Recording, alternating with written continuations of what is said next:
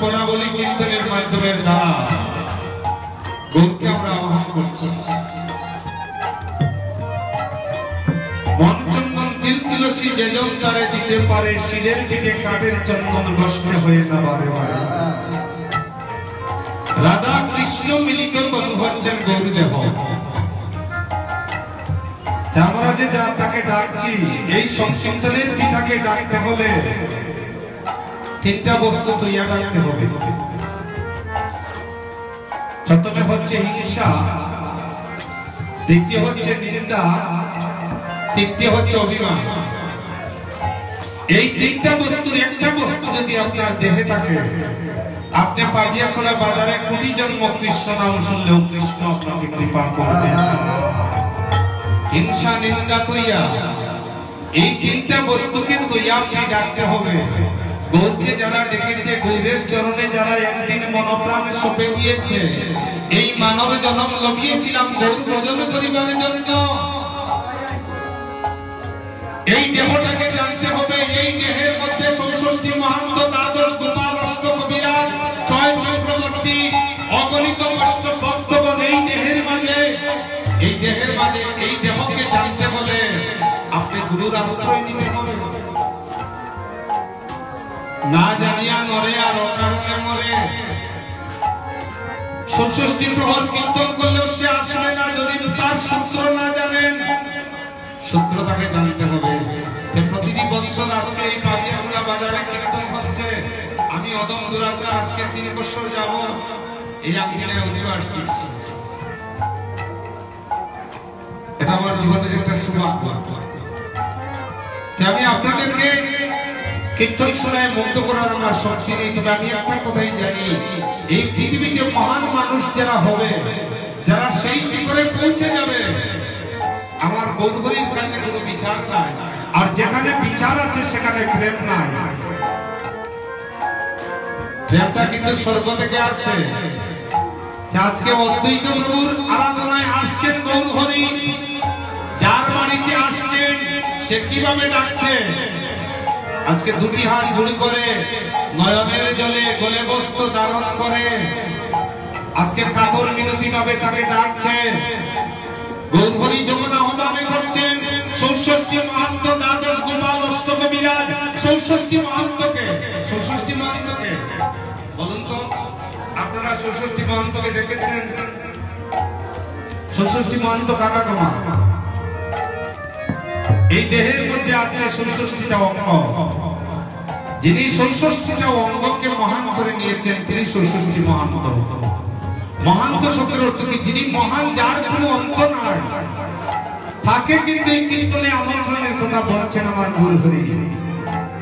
একজন অভক্ত যদি আমার মতো কীর্তন আসলে বসে থাকে, কীর্তন নষ্ট হয়ে যাবে। আর একজন ভক্ত যদি কীর্তনে প্রবেশ করে, তার দর্শনে মহাপ্রভু সারাদিন নৃত্য করতে পারে।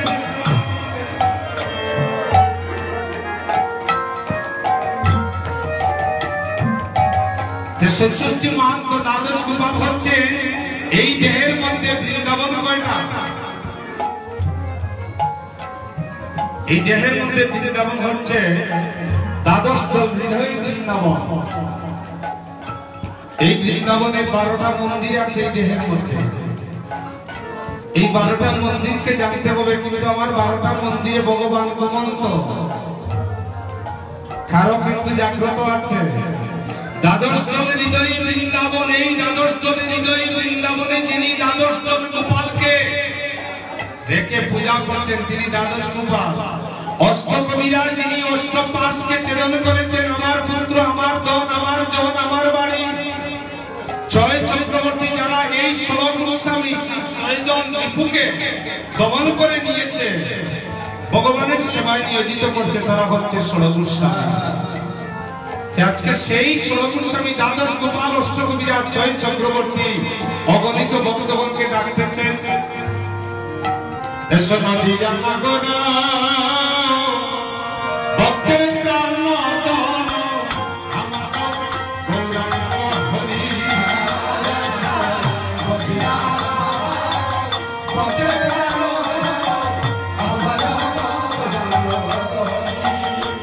তোমার ষষ্ঠী মহান্ত দ্বাদশ গোপাল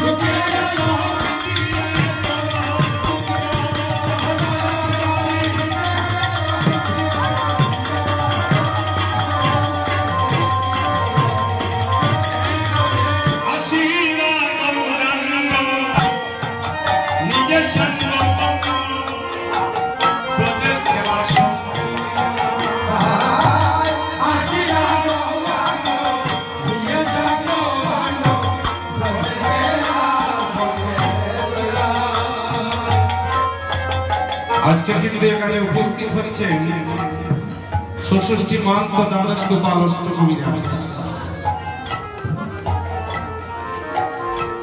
এই কুঞ্জে কিন্তু আজ একজন বর আসছে। সেই বর আপনার বর, আমার বর নয় গো মা।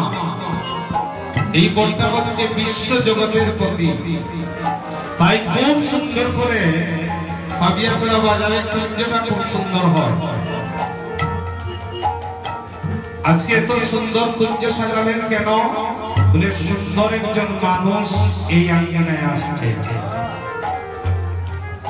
এমন এক মানুষ আসছে যে মানুষকে কোটি জন্ম সাধনা করে সেই মানুষকে পাওয়া যায় না। সেই মানুষ আজ কৃপা করে তার 66 মহান্ত দ্বাদশ গোপাল অষ্টকবিরাজ জয় চক্রবর্তী সবাইকে নিয়ে তিনি শুভ পদার্পণ করছেন। সেই মানুষকে কিন্তু সকলে পায় না, শুধু মানুষ বলে জন্ম নিলে মানুষ বলে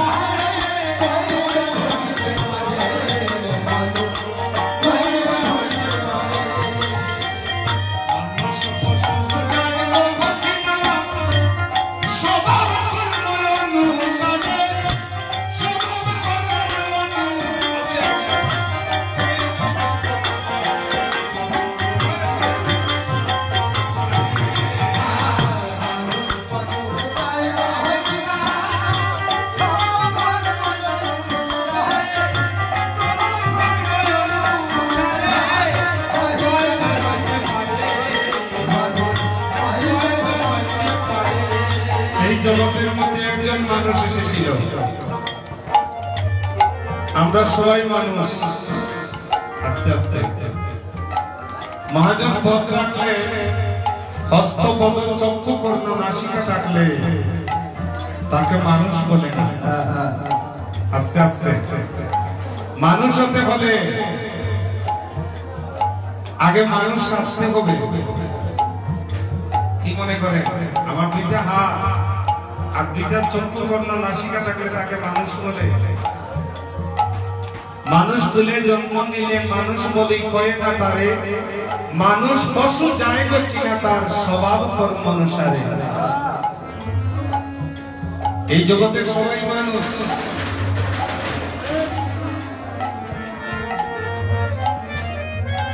আপনি জন্ম থেকে মৃত্যু পর্যন্ত যা করছেন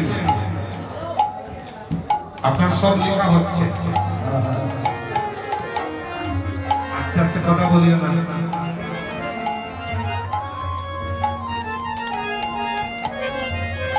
এই দেখুন আপনার জীবনের একটা দর্পণ।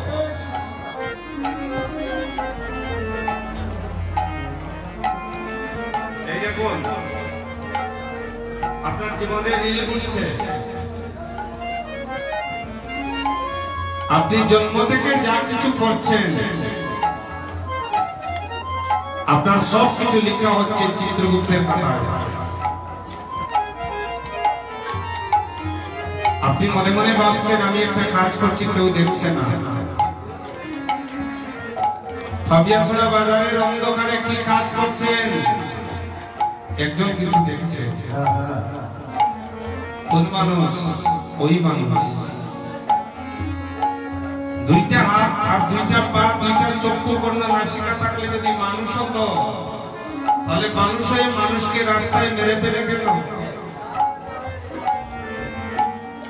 তাই বলছে মানুষ কুলে জন্ম নিলে মানুষ বলি কয়ে না তারে, মানুষ পশু যাই করছি না স্বভাব কর্ম অনুসারে। আপনি যদি সেই দিন আপনার বিচার হবে, সেই মানুষ বিচার করবে। এইভাবে গিয়ে আপনি কাঠগড়ার মধ্যে দাঁড়াবেন।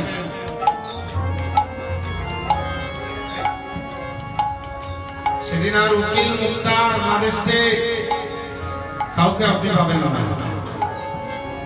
পেছনের দিকে তাকিয়ে দেখবেন আমার কোনো বন্ধু নেই।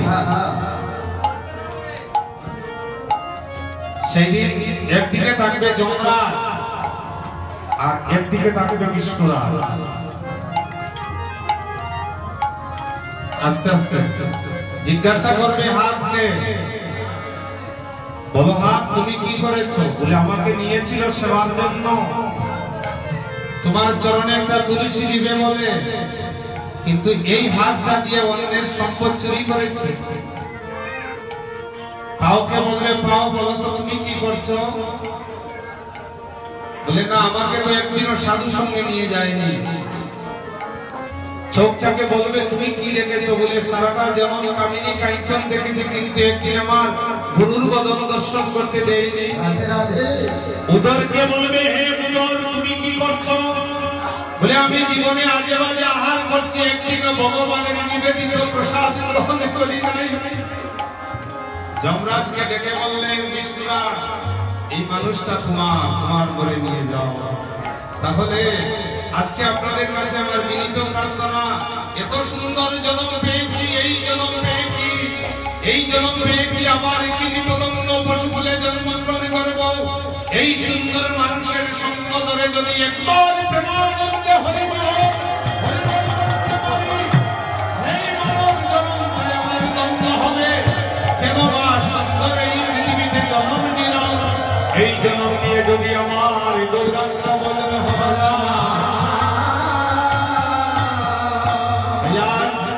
এই পাবিয়াছড়া বাজারে সাঙ্গপাঙ্গ সঙ্গে করে নিয়ে আসছেন, এটা একটা বাজার। এই বাজারে বেচা কিনা হবে, কেউ কিনবে আর কেউ আমার মতো অপরাধী এখানে বেঁচে যাবে। কেউ দেখবেন এই কীর্তনে এসে কিছু খরিদ করবে, আর কেউ কীর্তন থেকে কীর্তনে এসে কিছু দিয়ে যাবে। তাই আজকে সুসৃষ্টি মহন্ত দ্বাদশ গোপাল, এটা কিন্তু সময় থাকতে কেউ ডাকে